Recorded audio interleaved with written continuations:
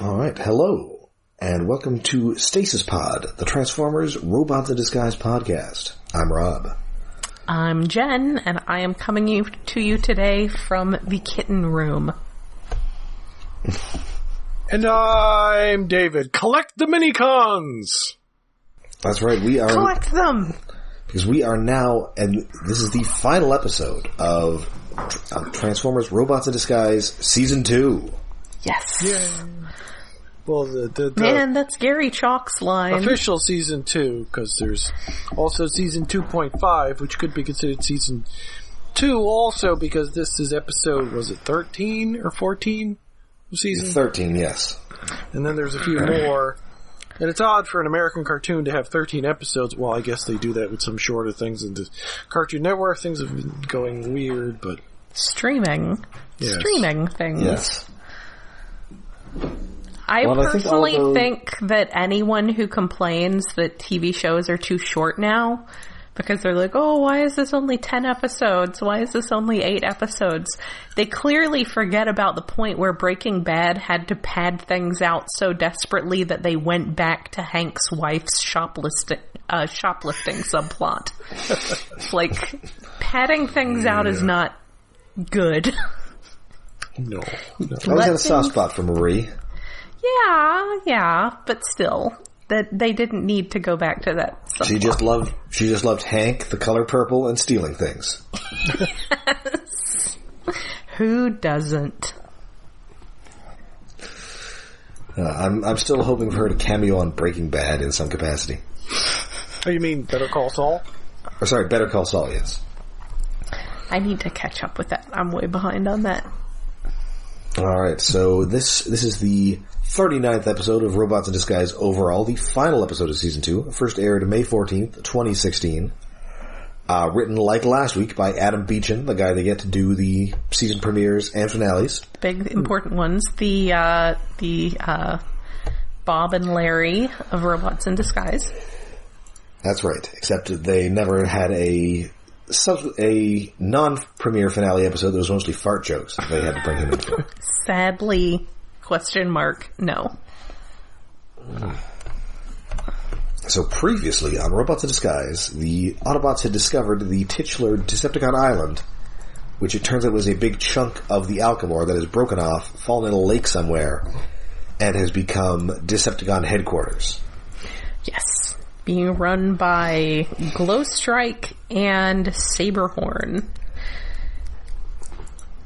Just a couple of bugs. And they have been overthrown, of course, by everybody's favorite treacherous yet sexy wolfman, Steeljaw. Yes. I mean, I don't know what they thought was going to happen, but he is now in possession of a pair of Decepticon Hunters. Yes. So when last we saw, the Autobots were planning to detonate a cryo bomb, and were doing so despite the fact that neither Bumblebee nor Optimus Prime can decide which of them is the leader of the Autobots. Yes, having a little bit of team conflict there. And they are now surrounded by Decepticons. Dun dun dun! Steeljaw walks in, Saberhorn and Glowstrike are with him, and they're all, you stole our island, you jerk. Yeah, so at the end of the last episode, it seemed like they were just, I don't know, like the whole leadership thing had been resolved very cleanly. But no, it turns out that they were just in the middle of an uprising, and decided they would come and finish things out here with the Autobots. So they are actually in conflict about this. And remember, it's not that unusual. If you attack a Decepticon base, there is a 1 in, I'm going to say 5 chance that at any given time, they will be in the middle of some sort of betrayal. Yeah, it's a surprise that doesn't happen more often. Somebody's declaring themselves the new leader. There's some sort of Decepticon civil war going on. It happens. Yeah, it happens quite a bit. Glowstrike is just about to stab him in the back, but he promptly zaps her with the Decepticon Hunters. And well, during all this, Prime and Bumblebee are, Bumblebee says fight, whereas Prime is clearly planning the whole get taken prisoner and then break out from the inside thing. Yeah. But because they can't decide, Windblade just takes off and makes a distraction. Now we have mentioned that Saberhorn is kind of like the Matt Berry of the Decepticons. Yes. And he does make a very, very appropriate comment about how Steeljaw has done this without any panache whatsoever, and it's very disappointing. Yes. And of course, Glowstrike is his good lady wife. Yes. But yes, it had insufficient style and no good at all. Yes. So she promptly gets shot. Bumblebee gets shot and drops his weapon. So they all get away with the exception of Windblade. Well, yeah, while they're bickering, it's like, B's playing or Prime's playing. She's like, fuck it, I'm doing something while you were arguing.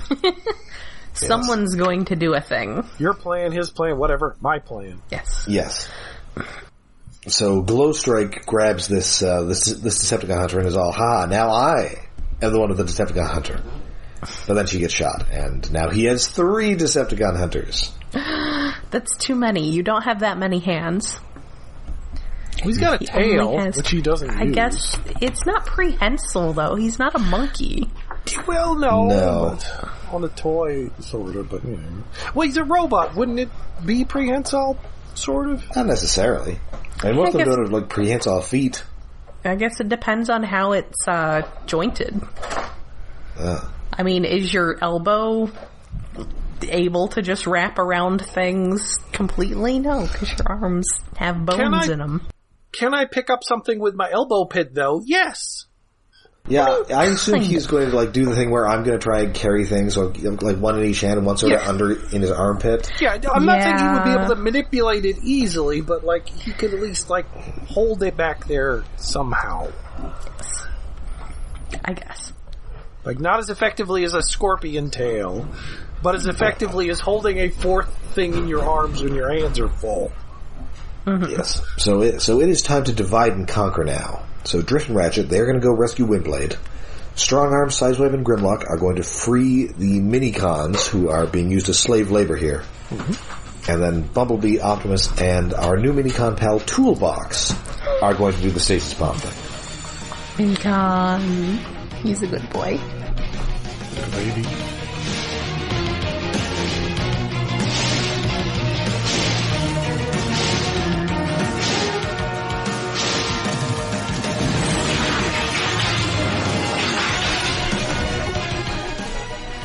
And then we cut back to our 2 human pals and Fix-It.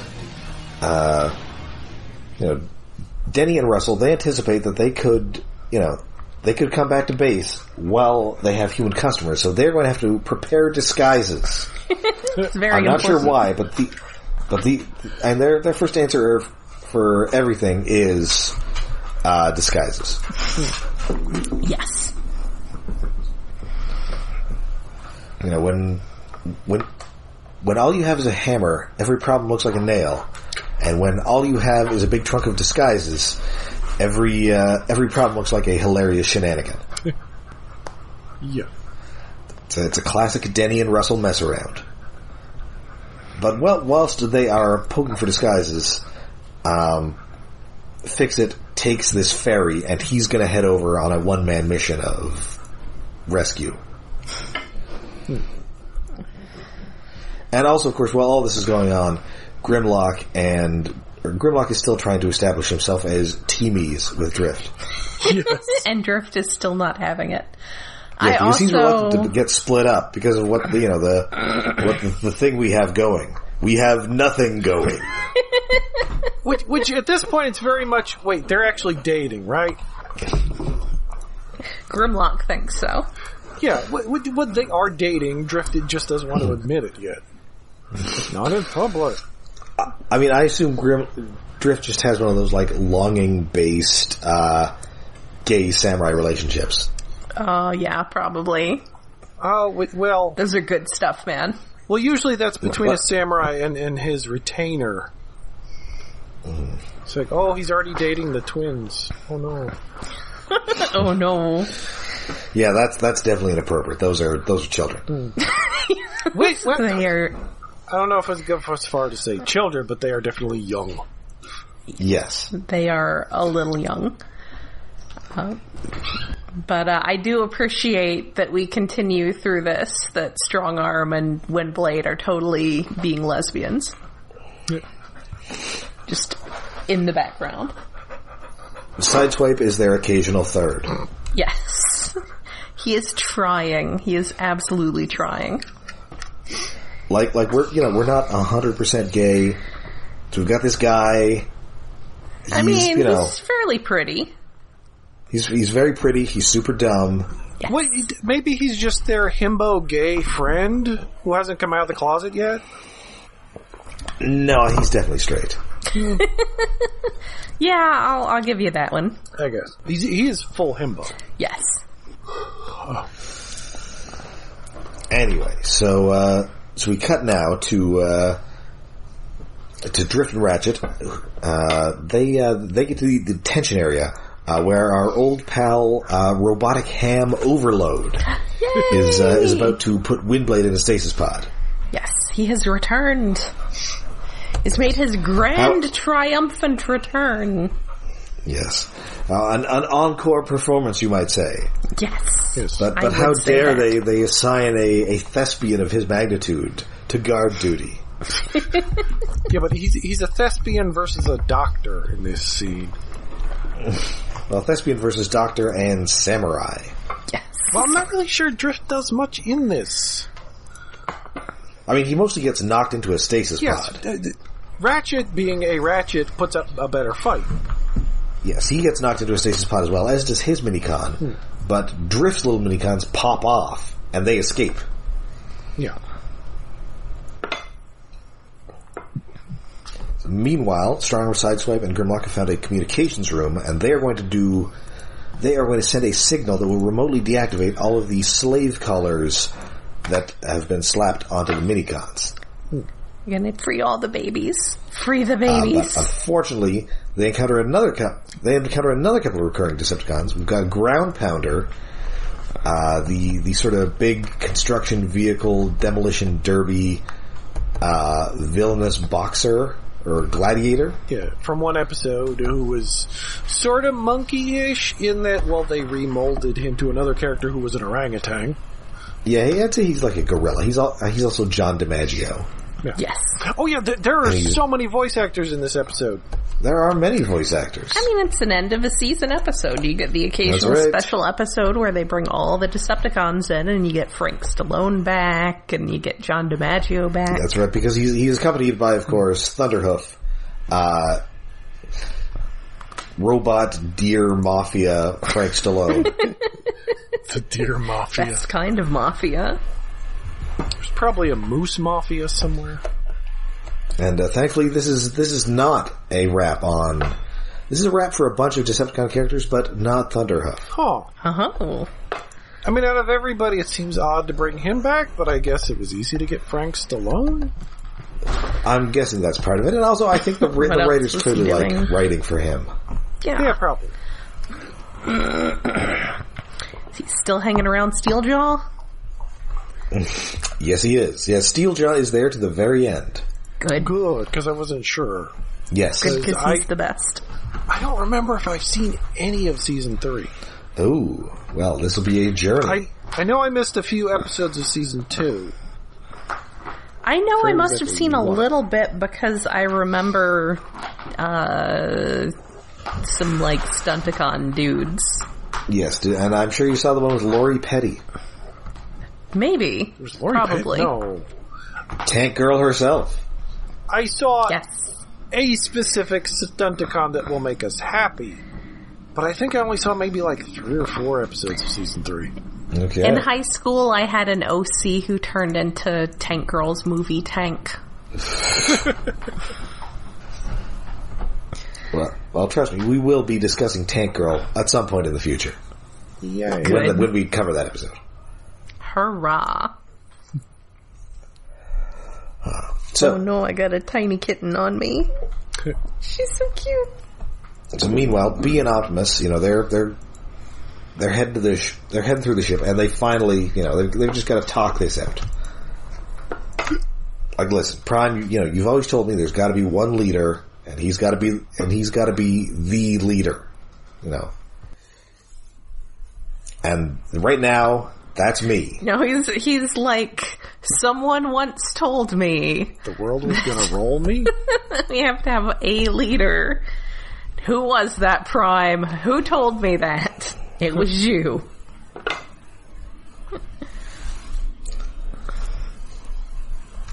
So Prime is all, well, okay. You're in charge, Bumblebee. So they get to this, the ventilation center of the ship. But indeed, Steeljaw is there. He remembers, oh hey, remember that finale when you put your weapons together and you got some aesthetically unappealing power-ups? Aesthetically unappealing yet toyetic power-ups? And yet I don't think they made toys of them. There was the flip-up Energon armor, but yeah, I don't think any of them had that. No. So this series is a lot of things that seem like they should be there for toys that are not for toys. No, wait a minute. The flip-up Energon armor I'm thinking of is for Cyberverse. Yeah. Oh yeah. Yeah, so it's a thing they did in Cyberverse, but it showed up here. That's weird. All right, so now, although they kind of did the Energon armor for Minicons with the yes, they did do that. Parts. Yeah. Good babies. So now by your powers combined, I am Super Steeljaw. This was live action played by Kevin Nash, and he would somehow drop like a dock on himself. Does he actually get taller? I guess he's always taller than Bee. Yes. Yeah, pretty much all the Decepticons are bigger than the Autobots in this. It makes him more sexually threatening. But by wearing a visor? No, I just mean being taller than Bumblebee. Yeah, he goes from daddy to, I guess, zaddy? Does Steeljaw have Yowie hands? I mean, they're claws, I guess. Yeah, I guess that kind of works. I don't think they're like weird, long Doug Jones fingers, though. Yeah. No, they're just claws. I mean, he's a wolf man. He's got wolf hands. Yes. So yeah, Fix-It has reached the Alchemore now. He finds his Minicons, and they're doing the whole getting beaten by the Decepticons, and one of them falls down and he's going to get shot. And then Fix-It's in there pulling his best Charlton Heston. Let my Fix-Its go. Yes, the Fix-It Rebellion. Yes. Good Minicons. Good babies. So Jetstorm and Slipstream, they are fighting off Overload, who is surprisingly outmatched here, and they get Ratchet and Windblade out of their pods.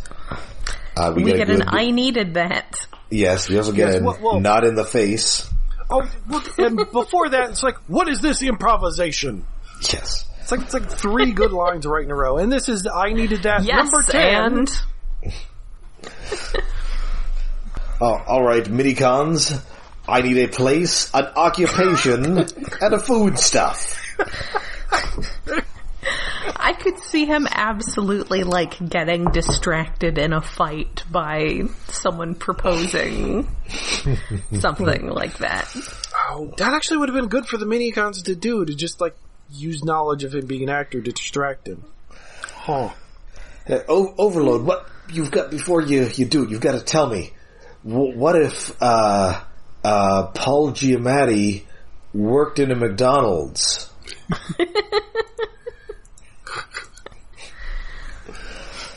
Although I guess you need to have some sort of Cybertronian celebrities. Oh.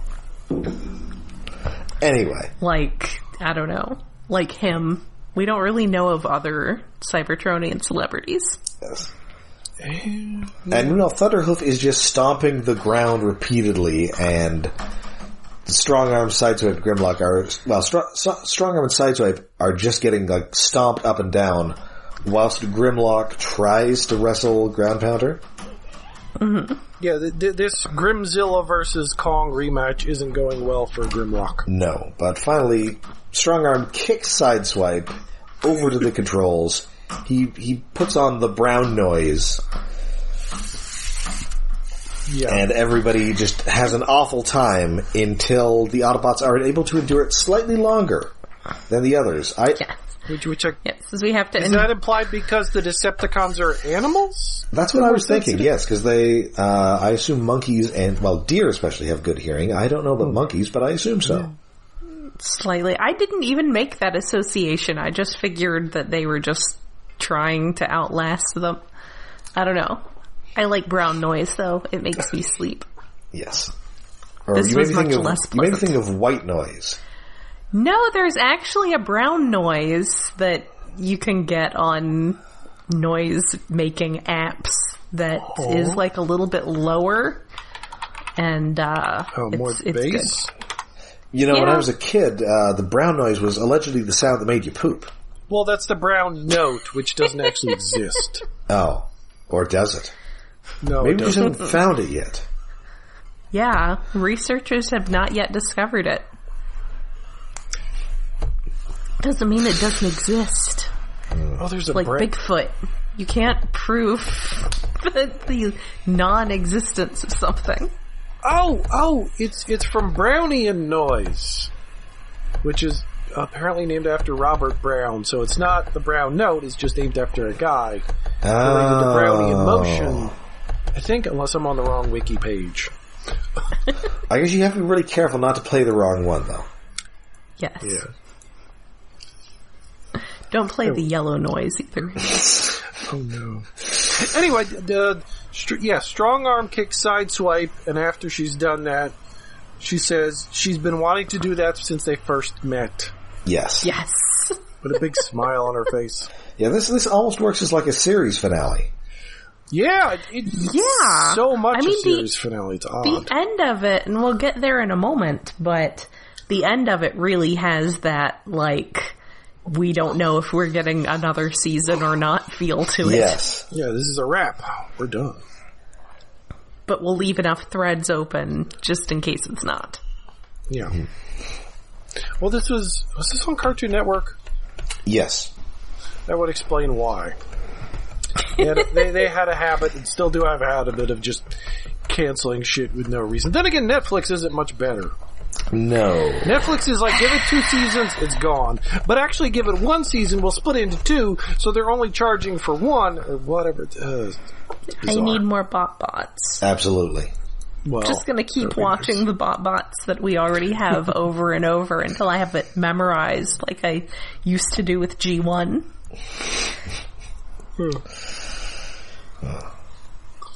So once they've done that, they also send the signal that deactivates the Minicon collars, so they all rise up and defeat their masters. Yay! Go little Minicons! After Fix-It has already trucked himself to the island and started the rebellion, and yes, and he stands up to them before is it a random Viacon? Yeah, it's a Viacon, yeah. But before the collars come off and everybody else can form their guns, their little yes, everybody's also able to deploy their enormous arsenal weapons. Yes. So, of course, the main event, though, of course, is Bumblebee and Optimus versus Steeljaw, who straight up has a Furman line in here. Steeljaw says, "I feel like I could take down all the primes together. What chance do you have?" Oh. That's like that. What chance do we have is like a big Furman thing. It is. It doesn't stand out as much as some of the other British isms. That vast predatory birds. Yes, vast predatory birds and Gatus boom and stuff feel more Furman than this is just a general term, which is I guess why I missed it. Apparently he's used it. What have we got here? 6 separate times. Well, still okay. That is a verbal pretty. tick, but That's pretty significant, yeah. But it doesn't stand out as much as just a Furman or Britishy thing. Yeah, it's not quite, it's over, finished. Something, fight and die. I've seen that in the wild, too, and other I think, was it Marvel Comics or something recently? I don't know, but that's come up, and it's like, okay, that feels like it's something that's even before Furman. That just he adopted, and some other people get it, too. Over. Finished. And then, of course, one of his more recent ones, surplus to requirements. Yeah, that one's very British. But again, I think I've seen it somewhere else outside of Furman writing. Maybe only once or twice, though. Oh, maybe it was a Roche thing. Oh. Of course, a lot of the other British writers have assimilated the Furmanisms. Yeah. Yes. I mean, when that's what you grew up reading, that sort of bleeds into you. It's like how every American comic book writer sounded like Stan Lee for about 20 years. Yes. Yes. Because that's your, like, influence. Yeah. And then we spent about a good 20 years trying to sound like Alan Moore. Yeah. They're not trying to sound like Bendis yet, are they? Oh, probably, yeah. Not so much. Of course, I mean, he's just trying to sound like David Mamet. Yeah, well, I don't think it's like a specifically sounding like how he is, but it's like his method of two characters talking back and forth, going nowhere for pages, which is a fine for a literary thing, not good thing for comics. No, or at least not superhero comics. Yeah, it would be fine for some comics. If you're doing a relationship comic, but yeah, so anyways, Steeljaw is quickly swarmed by these now free minicons, which gives Bumblebee time to set up this bomb. Set us up the bomb. Yes, and thankfully, Prime does indeed come to Bee's last-minute aid as Steeljaw attempts to strike at Bee with his back turned. Yes, with another kick. Yes, and so the minicons they take Steeljaw's weapon, so he's now depowered. Bumblebee takes it, and he uses it to melt the floor in a burning ring of fire. Yes, and then freeze it so that Steeljaw is like embedded in this molten metal, and he seems really more mad about the fact that he's stuck in the floor, and less mad about the fact that the lower half of his body's probably melted off now. Well, yes. Yeah, you would think that, I mean, you could say, well, their bodies are made out of, like, special fancy space metal, but presumably their spaceship is also made out of fancy space metal, and you would think that they would try to make their spaceship out of a metal that had at least as high, if not higher, of a melting point than their bodies, but... Would they? I don't know.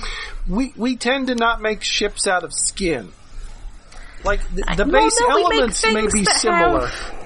We make ships out of things that are sturdier than skin, is what I mean. Like, the ship is the effect of wood as opposed to skin. Anyway, yes, he does end up looking like a teleporter accident that should be in pain. Yes, it's just all, my robot wolf genitals. He's just so mad. Well, it's only up to his knees, I guess, and presumably tail. But yeah, he's just hopping mad about all this, howling mad. Yes, he's real mad at Bumblebee. That's for sure. Yes. Oh, he is extremely mad. It is like it's time for a vendetta at this point. He is. Oh yes. Very done with Bumblebee. But he may not get to fulfill it because they speed out of there and the bomb goes off. Well, they speed out there with a convoy of minicons behind them. Yes. Well, they've got these little like energy tethers and they've sort of lassoed themselves. Yeah, which is has Fix-It ever used that ability before? I doubt it. I think he has. Oh, he has? Okay. Yeah, it seems familiar.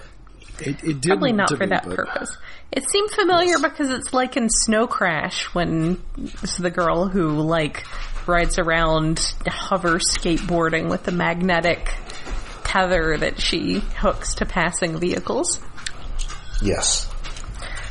At least it's not people trying to make a very bad metaverse, like some people I can mention who got the wrong idea from Snow Crash. Was Snow Crash the one with hero protagonist? Yes.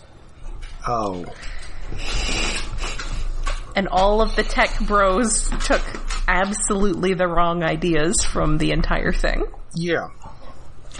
It's like, no, it's a dystopia that we don't want this. This is the bad ending. Yes, this is the bad part.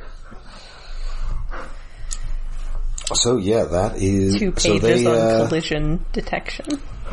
They get out, they get to the boats, and this bomb goes off. And according to their sensors, multiple boats. They only took one. Oh no, they Fix-It did steal the other. Fix-It took one. Forgot about that. Oh, I thought it was a continuity error. The boats? What boats? It's like, oh right, Fix-It took one. Dang it. Anyway, yeah, they take the boats and get just far. Yeah, so every Decepticon in here is in stasis. So, Steeljaw, Saberhorn, Glowstrike, Ground Pounder, Thunderhoof, Overload. Hundreds of Vehicons. Yes, a bunch of those Chompazoids.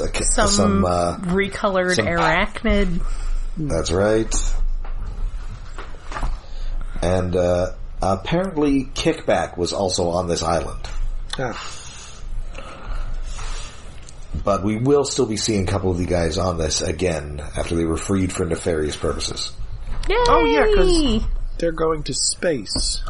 That's right, yes, because we cut now the only place that capitalism has yet to corrupt. Space! No, we'll do another take. Don't worry, Tim. We won't do another take. I'm not doing another take. Yeah. So Toolbox and the other minicons, they're going to fix up the Alchemore, and they're going to take these Decepticons back to Cybertron. Yep, and they make a point to mention that they're going to keep their shield up so the local wildlife does not notice that they're doing this. Yes. And we're also going to see what's going on with that new regime on Cybertron. It's not so friendly to Autobots.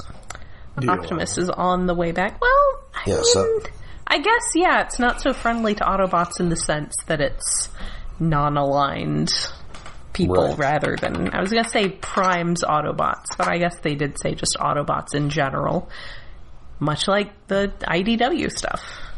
Yes, well, and we'll find out the terrible truth in time. Is it Starscream? I bet it's Starscream. I'm not going to say. Did they make Starscream president of Cybertron? Is that also like an IDW? I'm not going to say, but you may be seeing Starscream sooner than you think. Oh, dun dun dun. I mean, I know that's a fact because I remember toy shelves. Well, not everybody who was in the Twilight got in the show, though. What? Yeah. Which is wild, because not everyone so many people in the show didn't get toys. Yes. Then they have to go and turn around and make toys of people who aren't in the show. I mean, I'm sure it felt that way back in G1, I can't find an RC in stores, but where's my Twin Twist on TV? That's fair. That's fair. It has been a recurring thing since the beginning. How is this guy not on TV? He has 2 drills coming out of his butt. Yeah. He's amazing. That's quality Absolutely television. Be on TV. Yes. That's how you know it's good, by the number of drills coming out of their butt. So yeah, we are reducing our cast a little. Ratchet is going back, so that is the end of Jeffrey Combs' guest spot here. He will be back, though. Aw, okay, good. His minicon does show up again during these fights, but he does not say anything. Yes. And stay stay tuned. Stay tuned at the end of the episode for more Jeffrey Combs. Yay! Windblade is also going back, so she says her goodbyes to the cast. Says her goodbyes to Strong Arm. I like how when... man, I should have written down the actual exchange they have, but Sideswipe says his whole thing about how he, feels like he's outgrown Cybertron, so he's just gonna stay on Earth. And Windblade's like, okay, well, I'll miss you, buddy. And then she does this little eye roll at Strong Arm, like, you're humoring him, and it's so good. It's so good. Oh, why did they ever put them on different teams for the entire season? Just the three of them should have stayed together. Yeah, splitting it up into maybe 3 teams might have worked better. Just put those 3 on a team together. The gay team. You have the home team, the away team, and the gay team. Yes. Oh my goodness, I have so many kittens on me right now. And then Prime is also going to leave. He is, he's going to see what's up with this new regime. But I know that Earth is in good hands with you, Bumblebee. Yes. So I assume he will be returning, but again, yes, he will definitely be back. But we are paring down our cast for the time being. It gives that vibe of, I mean, it's not quite like a Bob and Larry season ending where they just kill off people and determine which deaths actually mattered the next year when they find out what Hasbro wants them to do. Yes. But it definitely feels like the kind of ending where they don't know that there's going to be another season or not as they're writing it. So they want to make it where there's enough closure, but enough open ends. Yeah. It does feel like it clears the plate so much by locking up hundreds of Decepticons. Yes. Yes. And shoving them into space. We'll see how well that goes. And presumably there's still some stragglers on Earth, but yeah, well, we know that we haven't caught, presumably, the other people from the other half of the ship that have not been caught. Yeah. Or anybody from Decepticon Island who happened to not be on Decepticon Island. Yeah. Yeah. Anyone who happened to be out doing other things that day. Yes. It would have been nice to see at least, one specific Decepticon who got away. Mm-hmm. I mean, I guess somebody. But no, it wraps up very cleanly, and Drift has finally agreed to be a teamie. Yes, we are teamies. He has been beaten into submission. He will now be teamies. Also, it just occurred to me that Steeljaw is a wolf, right? He was caught in a trap. Shouldn't he have tried to gnaw off his own legs? Yeah! Well, it wasn't just his leg. It was his whole lower body. I don't think you can chew off your own lower body. We would have to cut off both legs at the kneecap. That's true. That's probably a little too hardcore for this ship. Yes. For this show.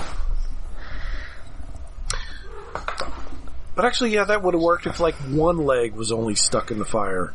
and then he just bites it the fuck off.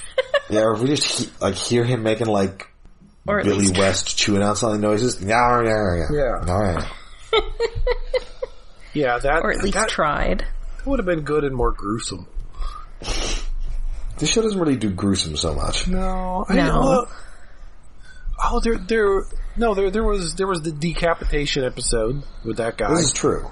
There was another body horror one, I think, in the first season. I mean, there was the one with the bat, which was a little... Well, we're going to get some body horror a little later when we start getting into combining here. Oh, that was a bit... Oh, yeah. Man. Oh, yeah, that stuff's weird. Combining is weird. Yeah, B's going to set up... We need to acknowledge that more often. So yeah, B's going to set up a permanent base on Earth, and we're going to take out the last of the Decepticon stragglers. If you wanted to get some real Furman references in there, they could set it up in the Arctic and just have polar bears occasionally and establishing shots. Good old Earth Force Base. I guess that does lack the charm of the scrapyard. Yeah, you need to have some charming humans hanging around. And also Denny probably doesn't. Maybe if Denny could get a parka made out of Hawaiian shirt material. Yes! That would probably have to be custom made. I don't think they usually go in much for patterns on those these days. Alright. And so that does it for this episode and this season of Robots in Disguise. I enjoyed this wrap-up. I like that we got to see some of the old Decepticons back. Yeah, and got their voice actors, which is nice. Yes. Yeah, we had always more Steeljaw. More Steeljaw is always welcome. I'm glad Thunderhoof is still around. Like I said, I liked all of the Windblade strong arm, especially at the expense of Sideswipe. It was a lot of them being pals at the expense of Sideswipe, so that was cute. But yes, and Drift agreed to be teamies. And they collected all the mini-cons. That's yes, David K's line. Or not David K. That's Gary Chalk's line. Collected the mini-cons. Although he often called them minicons. That's true. I'm just still shocked. Not sure if like last episode, he did it to camera. Was a bit well, much. I mean, do remember that during Beast Machines, a guy literally has the line, "Gotta catch 'em all," that he says directly to the camera. Yeah, yes, but then that was a comic character. That was a funny character. This was Optimus Prime delivering the line to camera. Yes. Optimus Prime does not do comedy. Not anymore. I'm glad they rescued them. They were good babies. Oh, the wiki at least lists one of my favorites who is known at large. Springload! He ain't on the ship. Ooh. He is going to come back. Yay. Nice. And of course, we are going to come back as well. Obviously, the Robots in Disguise structured a little oddly. Yeah. So there is... After this season, which we are now finished, there is a 6-episode mini-season and then a full-length regular season. It's only 6? Oh, geez, that's even... 6 episodes. I keep forgetting how short it is. So what we are going to do is we are going to do the... we're going to have one of our between seasons episodes where we cover a totally different, usually non-Transformer show. Yep. Then we are going to do the 6-episode mini-season. And then we will go back to Rescue Bots. Well, no, Rescue Bots. Oh, I was confused with the series because, I thought we would do Rescue Bots next, and then have 6 episodes of Robots in Disguise, and then Rescue Bots again. It's like, no, that's a bit much. Right. That is a thin sandwich. Yes. That is one slice of cheese between 2 loaves of bread. Yes, and we haven't quite figured out what we're going to do for our Between Seasons episode yet, so you'll find out when we do. No, we used to do like what was airing at the time, but what was airing at the time? We could do an episode of Go, like that Japanese... Oh, yeah. That everyone forgets for, I assume, good reason. Well, A, if we can find it. B, I've seen an episode of that. Yeah, Transformers Go, more like Transformers Stop. I'm not sure there's a lot to talk about. More like Transformers No. Other than, hey, it would have been neat to get some of these redecos and remold toys, but and the new things look like messes and horrible, ugly things because they have a animal vehicle mode, a robot mode, and a combined triple. Yeah, I heard those were terrible. The shark one looks kind of cool, though.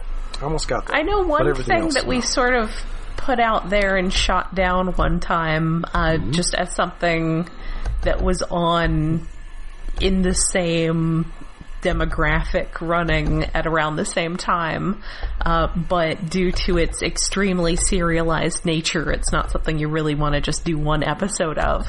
But I do feel like the Netflix Voltron series, I need to take another look at that now that I've watched Our Flag Means Death. Because that's got Rhys Davies in it. That is a show I've meant to watch and never gotten around to. Well, actually, both of the shows you're talking about. I never got to season 3 or so, but yeah, when I was busy, and that was about the same time I got derailed off watching this regularly.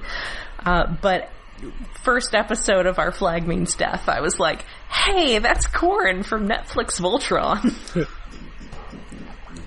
I mean, given what we usually do on the show, we're probably more likely to watch an episode of Voltron: The Third Dimension. Yes. Oh, no. I don't think we can do Voltron, though, because I will just spend the entire time being angry about the Gal Gaigar dub. because that was apparently what they moved their budget to instead of finishing the second half of that series with that perfectly good dub, was that they put their money into producing a box set of the original Voltron. Well, it sold better, unfortunately. Did it, though? I think it did. Did it? I'd have to see numbers. Well, they produced more. It might have sit on shelves more, but they had more stock. Gal Gaigar... Actually, Gal Gaigar on the secondary market will probably get you a pretty penny. Oh, yes. It absolutely will, and it's taken a active will to not sell those. Hey, Discotech, where's Gal Gaigar? I know, right? I will occasionally be that obnoxious person adding them, like, Gal Gaigar? Whenever Especially they're about like, to do a big announcement of upcoming releases. They've done crazier. They managed to cobble together the dub and redub some episodes of Tobikage Ninja Robots that didn't exist. Yes. I heard about that project. I wouldn't put it past them to dub the rest of Gal Gaigar if they get it. Oh, yeah, and I mean, most of those people are still in the business, so... Yeah, that would be great. Sinterklaas and that? Yeah, he was Guy. And then, the kid who was the first Ash in Pokemon. Yeah, well, wait, wasn't he actually a kid? So I doubt he sounds like that anymore. Yeah, I guess that may be the problem. I just assumed that, like most boys on cartoons, Ash was an adult woman. Yeah, I thought he was, at least the first dub was an adult woman. Okay, I don't remember the Pokemon dub outside of Team Rocket. Now I have to look this up. Well, of course, the amazing, like, 80s Stan Bush-esque theme song. Yes. Like, I know Stan Bush didn't write that, but that's the best Stan Bush song Stan Bush never wrote. Yes. Anyway, it's entirely possible that the Stan Bush song for that Sailor Moon CD. Oh, yeah, you wrote that. I forgot. Wow. Anyway, it's entirely possible we just end up watching Gargoyles or something. Yeah, we're probably going to end up watching Gargoyles. Why the fuck do we do that? We've been threatening that for a while, and you've been rewatching. Okay, alright, Gargoyles it is. Fuck it. Also, I'm very, I think part of why I keep going on about Gal Gaigar is that one of the main villains is named Pizza. My favorite food. Yes. Well, so all four of those bad guys, I think, are named after for this. Pizza, Pensionon, Primavera, or something like that. Like, they're all Italian-y sounding things. Anyway, speaking of countries that were in the Axis, I believe it's now time for David's Tokusatsu Corner. That's a really odd introduction. Quick derail, I needed a segue. Looked it up. I know. I just looked it up, and Mamoru from Gal Gaigar / Ash from Pokemon was played by someone named Veronica Taylor. So Rob gets that one. It was an adult woman and not an actual small boy. Okay, then. I don't know. I just know that every once in a while they try to actually have small boy played by small boy. Yes, and then you end up with them actually aging between seasons, like with Adventure Time or one of the characters on the Owl House. Or like Arthur, where you have like 20 Arthurs at this point. Yeah. The Arthur Mill. We just turned to... Oh, yes. Anything. Sorry. This week on Gosei Sentai, Die Ranger! You have to see it! Enormous one! Oh, no. Yeah, that's what I said the last time I went fishing. I was gonna say, I think I saw that written on the wall of a bathroom stall in a gas station. I could almost just leave it there. Done. That's perfect. But no. The turtle nerd is hanging out with a couple of the Rangers, and he sees, through a telescope, he was looking at the moon. Oh, hey, it's an eclipse. Oh, no, there's a giant dragon flying in front of the moon that's, like, noticeably comparable in size to the moon. Like, not the same size, but it's freaking huge in front of the moon. Really big, and then he turns into a turtle again and back to a person. He's like, oh no, that's a huge, great horror king, and he's panicking about that. It's like, whatever. It's like, okay, there's a big dragon coming. Calm down, dude. Meanwhile, Ko, the White Ranger, is floating in his room in a glowing bubble. And the rest of the Rangers are like, that ain't good. No. Now, this is the thing that was Serpentera on Power Rangers? Yes, you are correct. And this is called Dirugen, which means... okay, because I strongly remember that image of it flying in front of the moon. Yeah, it's Big God Dragon or something like that. It cut back to the guys that were hanging out with their turtle nerd friend. It's like, those two Rangers are playing pachinko and they're possibly addicted because pachinko is this weird thing that never quite makes sense. It's gambling, but it's an arcade. It's used to be run by the Yakuza. Is this the episode where when they did it for Power Rangers, they had to spend half the episode just explaining to American audiences what pachinko was? Probably. Yes. I would imagine. Because just as someone watching it at age about 14 or 15, so I was aware of the meta aspects of it, and I was like, that's a lot of setup to just be able to use some footage of a pachinko machine monster. Well, it could... Whoa. That's 100% how I know what pachinko is. The footage in this episode was used in 6 episodes of Power Rangers. Presumably, it's mostly just footage of the Serpentera flying against the moon. They used that Serpentera footage so many times. Yeah. Was it like a recurring thing on this show? Or? Yeah, because... Okay, spoilers, he only shows up in like 3 or 4 episodes in Die Ranger.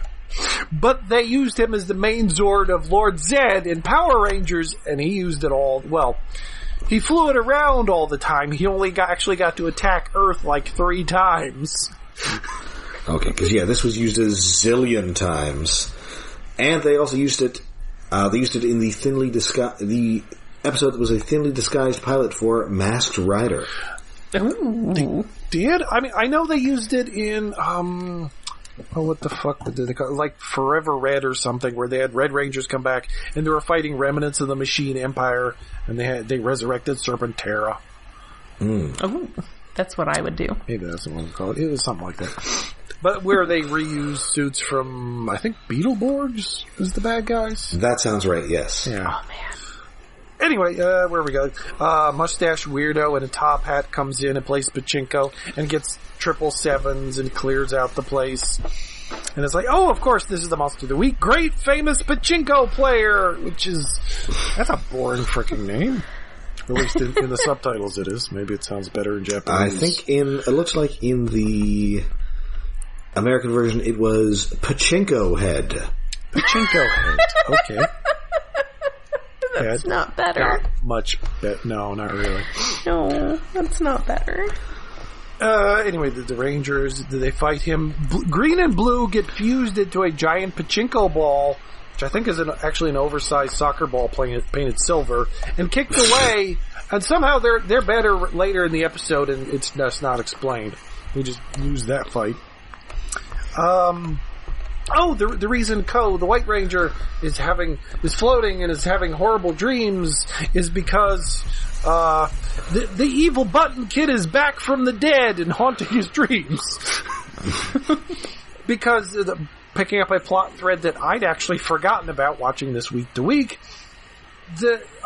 when Ko turns 10, he's going to be turned into an evil Gorma unless he meets his mom again, who's imprisoned in a temple somewhere. And nobody knows, Ko doesn't know his damn birthday, and when the Rangers talk to the mom, she didn't inform them of the specific day. So it's like, eventually when he turns 10, shit's going bad. So, evil Button Kid's idea is like, well, if I keep him dreaming until his birthday, fuck it, he's gonna be evil. That works. And the Button Kid's gotten more powerful because he was dead. Yes, he was dead, child, and then the evil Emperor fished him out of hell. That was a weird episode. This is a complicated episode with many moving parts. Button Kid taunts his dad. And then his dad is like, fuck it, okay, we're going to use the pachinko monster, and his power somehow is yo power, which yo power, whatever, I guess it's a thing that I forgot. Yo. to use that to control Ko so that the father can have it instead of his son, because the father and son are like fucking hate each other. And in the process, it's like, fuck it, the pachinko monster, enlarge yourself and just cause havoc in the middle of the episode. And then the Red Dragon Zord has to fight the giant pachinko monster because all the Rangers are busy fighting the generals of the bad guys, and chaos everywhere. Meanwhile, their turtle nerd friend Cameo is running through the streets screaming. Cats and dogs living together. He's screaming, and then the giant Serpentera shows up in the sky. It's like, well, that ain't good.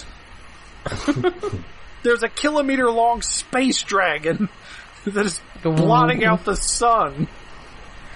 That seems fine. Well, we have to deal with that. To be continued.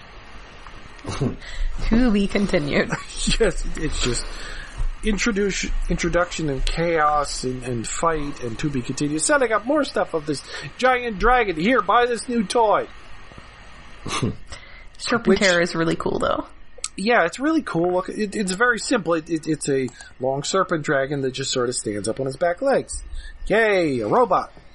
Which does kind of look cool. And I think it's the biggest Zord, not the biggest Zord toy, but the biggest Zord ever, maybe? In canon stuff? At least it was for a long time. I'm not sure if if it can blot out the sun, that's pretty big. Yeah. Yeah, so that's it. That was a fun, confusing, weird episode bringing up plot threads I'd forgotten about. It's like, I forgot about Ko's birthday being the bring about doom. All right, and that is it for the Stasis Pod this week. We'll be back next week with an in-between seasons episode to be determined. It'll be something fun. It'll probably be Gargoyles. Probably. Yes. It should be the episode with the pack, because that's the one that was always on when I would turn it on in high school. I'm 100% up for that episode with the pack.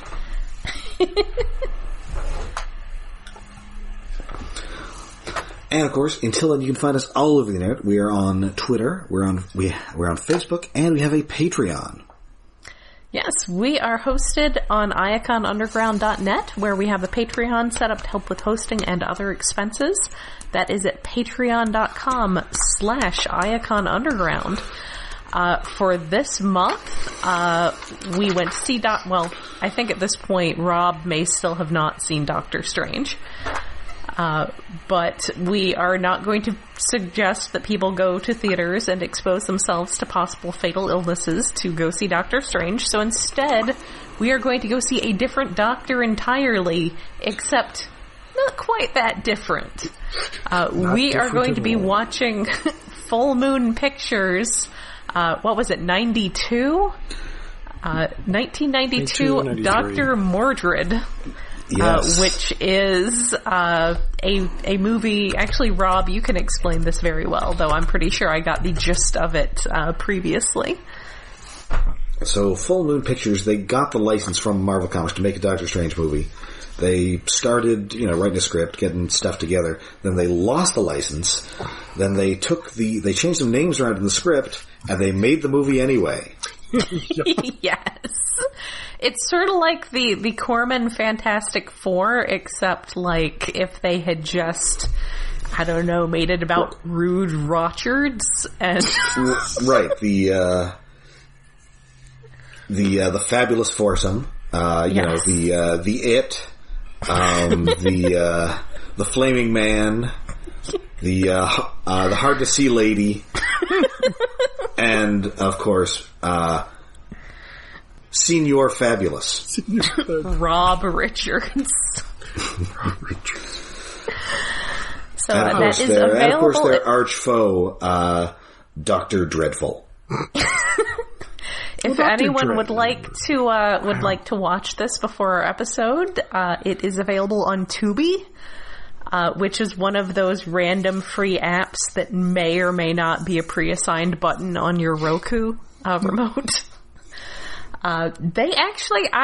It is one that is worth downloading, though, because it's got like all the Unicron trilogy stuff and like a bunch of they've got a bunch of that is the one that's got a bunch of Transformer stuff, right? Because I know they're not like in Canada. Oh, well, that's a shame. But yeah, listen, if you want to perfectly replicate the sensation of going into a video store in 1994. Oh, yes. There's a lot of full moon stuff on there. Oh, yes. Get to Tubi. I have a little, in the kitten room, I have a little Vizio TV that I got like 5 years ago, that is like tiny. And the pre-assigned buttons on it for streaming services, I'm pretty sure like maybe half of them still exist. So sometimes I'm like, is that streaming service, or is that like some other like Roku channel, or was it like Pluto, or was it like, I don't know, make up some silly. That's the thing. It's like how I used to joke when I was at Starbucks about how I was going to just start making up kids show cartoon names, like Captain Simeon and the Space Monkeys, which was something that couldn't possibly be real, and I absolutely must have just made up.